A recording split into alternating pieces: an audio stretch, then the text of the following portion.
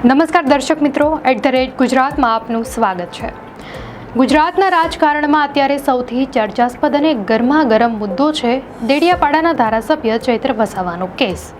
લાફાકાંડ તરીકે ઓળખાયેલી આ ઘટના બાદ તેમની ધરપકડથી શરૂ થયેલી કાયદાકીય લડાઈ અટકવાનું નામ નથી લઈ રહી।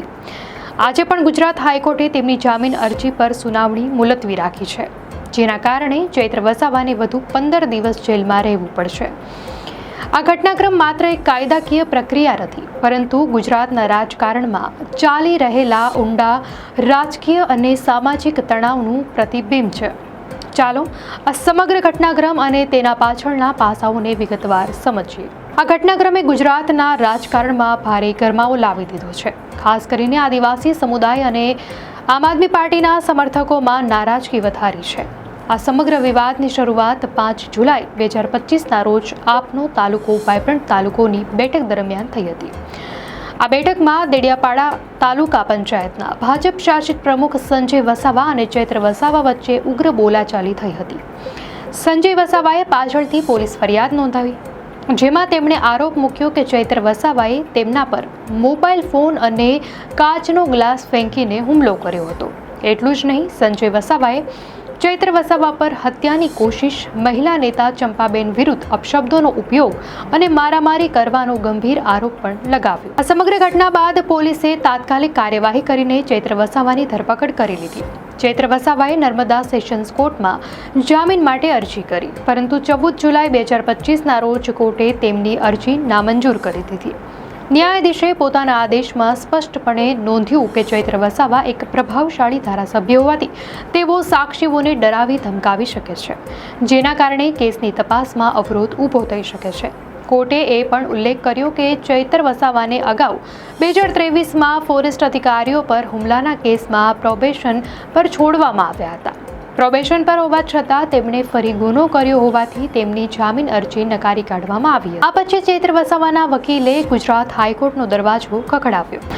તેમની જામીન અરજી પર સુનાવણી 5 ઓગસ્ટ 2025ના રોજ નક્કી કરવામાં આવી હતી, પરંતુ તે દિવસે સરકારી વકીલે કોર્ટમાં પોતાનો જવાબ રજૂ કરવા માટે વધુ સમયની માંગણી કરી, જેના કારણે ન્યાયાધીશ MR મેંગડેએ સુનાવણી 13 ઓગસ્ટ સુધી મુલતવી રાખી। આ વિલંબને કારણે ચૈત્ર વસાવાને વધુ 8 દિવસ જેલમાં રહેવું પડ્યું હતું। ત્યારે આજે 13 ઓગસ્ટ 2025ના રોજ ફરીથી સુનાવણી યોજાવાની હતી, પરંતુ સરકારી વકીલે ફરી એકવાર એફિડેવિટ માટે વધુ સમયની માંગણી કરતા કોર્ટે સુનાવણી 28 ઓગસ્ટ સુધી મુલતવી રાખી છે।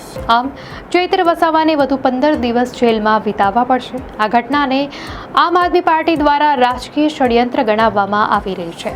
આમ આદમી પાર્ટીનું કહેવું છે કે ચૈત્ર વસાવાની ધરપકડ ભાજપના રાજકીય વેરનું પરિણામ છે। ખાસ કરીને તાજેતરમાં વિસાવદર બાયપોલમાં આમ આદમી પાર્ટીની જીત બાદ આ પ્રકારની કાર્યવાહી કરવામાં આવી છે। આમ આદમી પાર્ટીના વરિષ્ઠ નેતાઓ અરવિંદ કેજરીવાલ અને પંજાબના મુખ્યમંત્રી ભગવંત માનનો સમાવેશ થાય છે।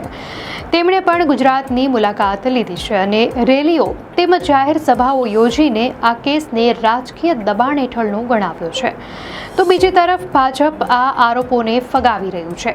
ભાજપનું કહેવું છે કે કાયદો પોતાનું કામ કરી રહ્યો છે અને ચૈત્ર વસાવાએ ગુનો કર્યો છે, તેથી તેમને કાયદાકીય પ્રક્રિયાઓનો સામનો કરવો પડશે। સરકારી વકીલે કોર્ટમાં ચૈત્ર વસાવાના ગુનાહિત રેકોર્ડનો હવાલો આપ્યો છે। તેમના જણાવ્યા અનુસાર ચૈત્ર વસાવા વિરુદ્ધ 2014થી અત્યાર સુધીમાં 18 જેટલા અલગ અલગ ગુનાઓ નોંધાયેલા છે, જેમાં લૂંટ, હુમલો અને સરકારી અધિકારીઓને ફરજ બજાવતા અટકાવવા જેવા ગુનાઓનો સમાવેશ થાય છે।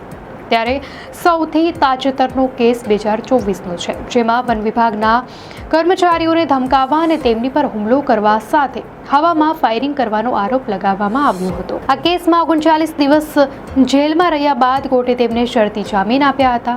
આ જ ગુનાહિત ઇતિહાસ અને પુનરાવર્તિત ગુનાઓના કારણે તેમની જામીન અરજી નકારવામાં આવી રહી છે। ગુજરાત હાઈકોર્ટમાં હવે સુનાવણી 28 ઓગસ્ટ 2025ના રોજ યોજાશે। આ સુનાવણીમાં ચૈત્ર વસાવાના વકીલ અને સરકારી વકીલ વચ્ચે ઉગ્ર દલીલો થવાની પણ શક્યતા છે।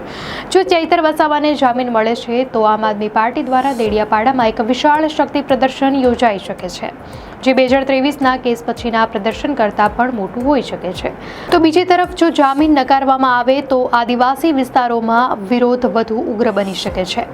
આ સંભવિત પરિસ્થિતિઓને ધ્યાનમાં રાખીને પોલીસે પણ વિસ્તારોમાં ચાંપતો બંદોબસ્ત ગોઠવવાની તૈયારીઓ કરી રાખી છે. આ સમગ્ર ઘટનાક્રમ દર્શાવે છે કે આ કેસ માત્ર એક કાયદાકીય લડાઈ નથી, પરંતુ ગુજરાતના રાજકારણ અને આદિવાસી સમુદાયની ભાવનાઓ સાથે પણ ગાઢ રીતે જોડાયેલો છે. દર્શક મિત્રો, આ ઘટના અંગે આપની શું પ્રતિક્રિયા છે અમને કોમેન્ટમાં ચોક્કસથી જણાવશો. અને જો આપને આ વિડીયો સારો લાગ્યો હોય તો વિડીયોને લાઇક કરો અને ચેનલને સબસ્ક્રાઇબ કરો.